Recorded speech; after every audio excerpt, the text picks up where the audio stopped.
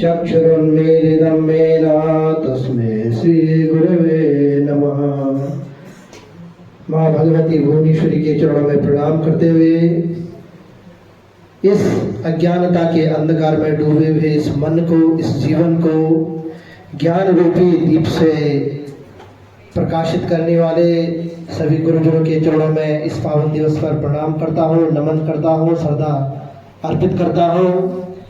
शिक्षक दिवस के इस पावन अवसर पर मंचस्थ विराजमान मेरे पूज्य गुरुचरण श्रीमान सुंदरयाल गुरु जी, जीवयाल गुरु जी, शिक्षक साथी व प्रिय बच्चों, पूर्व वक्ताओं ने इस दिवस के बारे में आपको बताया कि शिक्षक दिवस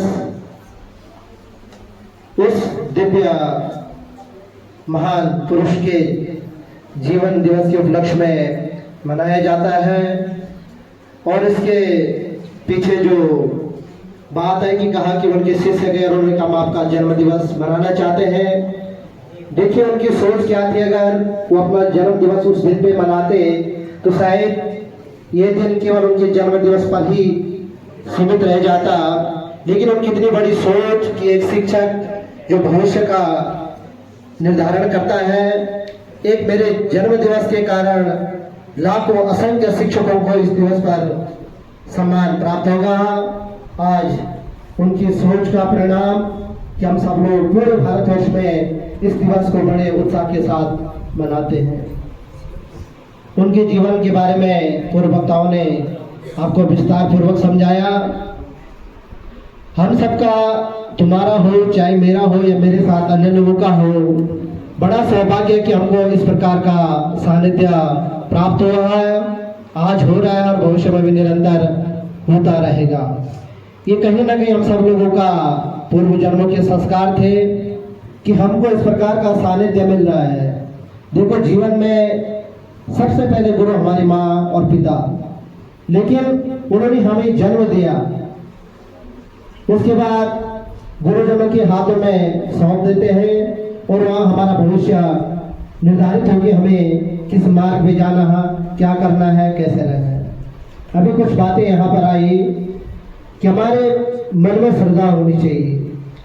वास्तव में हम लोग बहुत सारी चीज़ों को पढ़ते हैं, देखते हैं, जानते हैं, लेकिन जब तक हम उन चीज़ों को जीवन में न उतारे वो वहीं तक सीमित रह जाएगी। ज्ञान हमको सब होता है कि गुरु गोविंदो खड़े काको लागो पाए, बलिहारी गुरु अपने गोविंदियो बताए। यानी भगवान से भी बड़ी उपाधि गुरु को दी है, क्योंकि भगवान तक पहुंचने का जो मार्ग बताया वो गुरु ने बताया।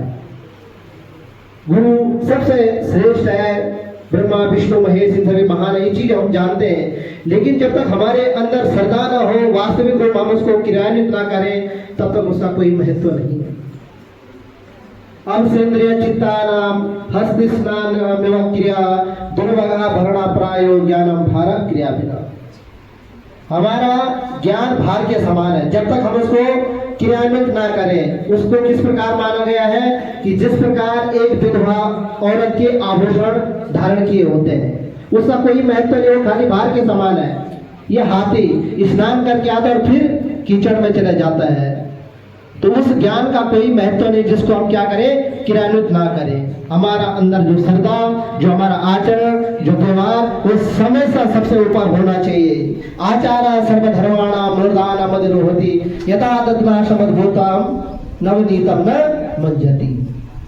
दूध होता है, उसमें मक्खन छुपा होता है, लेकिन कहीं दिखता नहीं है, उसका संस्कार है उसमें विद्यमान है, वो दिख नहीं रहा, वो चीज अलग है।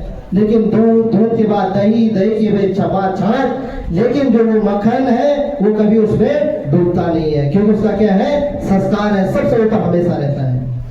आप लोगों का सौभाग्य है और हम आज वो चीज को अनुभव करते हैं, उनके लिए तुम आज बच्चे ही हो।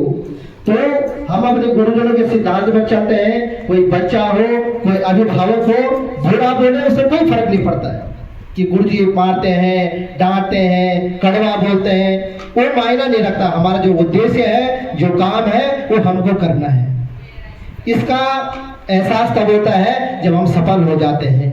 आज देखो, आपसे पहले आपके जितने बड़े भाई पास आउट हुए हैं, जो बच्चे सफल हुए हैं, अच्छे मार्ग पे गए हैं, वो आज भी गुरुजनों के संपर्क में हैं उनको अपनी जो खुशी है शेयर करते हैं, गुरुजनों का मार्गदर्शन देते हैं, और जिनको मार्ग से भटकना होता है वो गुरुजी लोग उसको करते हैं। यहाँ पर अनुभव कीजिए, जो बच्चा अच्छा होगा, अच्छा करता होगा, अच्छा मार्ग पर चल रहा होगा, अपने काम को जिम्मेदारी से करता हो, वो हमेशा गुरुजनों के इर्द गिर्द घूमता है। जो बदमाशी में, शैतानी में, गलत कामों में रहता है, वो हमेशा गुरुजनों लोगों से दूर दूर होता जाता है।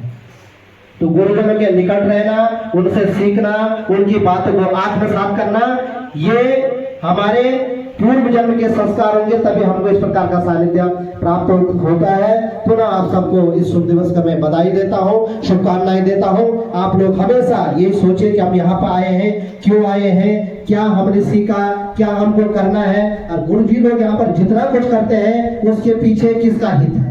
कोई बच्चा को आज न पढ़ने पर, गलत काम करने पर मार डांट पड़ती है, कल वही बच्चा जब प्रदेश को पाता है, उसी बच्चे के यहाँ पर पीठ थपथपाई जाती है, उसी बच्चे को यहाँ पर सम्मानित किया जाता है। उद्देश्य है आप अपने जो मार्ग है उस पर आगे बढ़े, सफलता की ओर निरंतर अग्रसर रहे। गुरु जी लोगों का जो कार्य है वो निरंतर करते आ रहे हैं, हमेशा करते रहेंगे। इसके पीछे कहीं ना कहीं आप सब लोगों का भविष्य और आपके भविष्य की चिंता करते आप सब लोग इन कदमों को उठाते हैं और हमेशा उठाते रहेंगे। केवल और केवल उद्देश्य आप आगे बढ़े। कल आप जीवन में सफल होते हो तो तुम्हारा पड़ोसी हो, तुम्हारा गांव को हो, उसको अंदर से उतनी प्रसन्नता नहीं होगी जितनी प्रसन्नता एक केवल माता पिता और एक गुरु। वो हमेशा चाहता है कि मेरा शिष्य, मैं देखो या मेरे जैसा और देखो कि जब छोटे से बच्चे आए तो रोने के लिए आप लोग बाथरूम में जाते थे, मगर एक बच्चा बन के हम गुरु जी लोगों के पास आए थे, उन्होंने उंगली पकड़ के हमको चलना सिखाया और आज हम उनके साथ खुद। मेरे जैसा हजारों छात्र ऐसे हैं कि किस स्थिति में हमारे पास आए हैं और आज कहां तक पहुंच गए हैं। यानी जहां पर हमारा मान सम्मान हो रहा है तो वो मान सम्मान हमारा नहीं, हमारे गुरुजनों का हो रहा है। ये भाव हमारे अंदर होना चाहिए। निश्चित ही हरि इच्छा सर्वोपरि गुरु कृपा ही केवलम। काम वो होता है जो हरि यानी भगवान को मंजूर होता है, लेकिन उसमें कहीं ना कहीं कृपा किसकी होती है, गुरुजनों की होती है।